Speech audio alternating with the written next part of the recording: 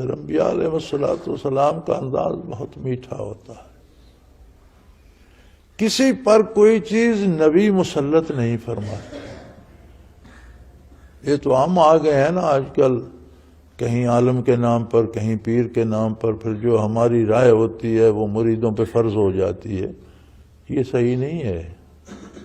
ہر بندے کو اللہ نے رائے رکھنے کا حق دیا ہے. آپ اس کو صحیح رائے دے سکتے ہیں، دلیل سے سمجھا سکتے ہیں. اگر وہ اپنی رائے پہ مصر ہے تو اسے حق ہے رائے رکھنے کا، ٹھیک ہے، وہ اپنی رائے رکھے، وہ اپنے نتیجے پہ پہنچ جائے گا. اسی طرح تبلیغ کا انداز مثبت ہونا چاہیے. یعنی آپ جس بات کو حق سمجھتے ہیں اسے بیان کریں، اس کے دلائل بیان کریں. محض دوسروں کے حق میں نعرے نہ لگاتے رہیں فلانا بھی کافر، فلانا بھی کافر، فلانا. آپ کافر بنانے کے لیے ممبر رسول پہ نہیں بیٹھے، آپ ممبر رسول پہ بیٹھے ہیں لوگوں کو ایمان کی طرف لانے کے لیے، اچھا مسلمان بنانے کے لیے. جن میں ایمان ہے انہیں اعمال کی تلقین کریں. اگر کوئی غیر مومن ہے تو اسے ایمان کی فضیلت اور اس کی حقانیت کے دلائل دیں. چونکہ عالم کا، مولوی کا، پیر کا کام ہے کہ لوگوں کو ایمان کی طرف، سلامتی کی طرف، اللہ کی رحمت اور اللہ کی بخشش کی طرف بلائے.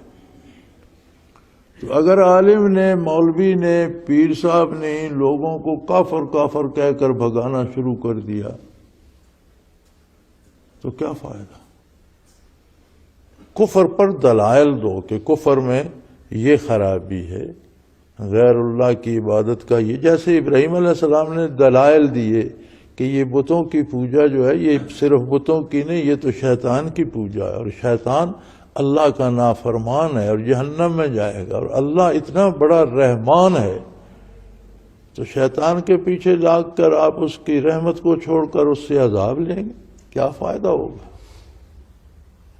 تو یہ اسلام کا طریقہ تعلیم اور تبلیغ بھی مثبت ہے کہ سچ بیان کیا جائے اور اس کے دلائل دی. پھر اس کے بعد اگر کسی کو پسند نہیں آتا تو نہ آئے، کیا فرق پڑتا ہے؟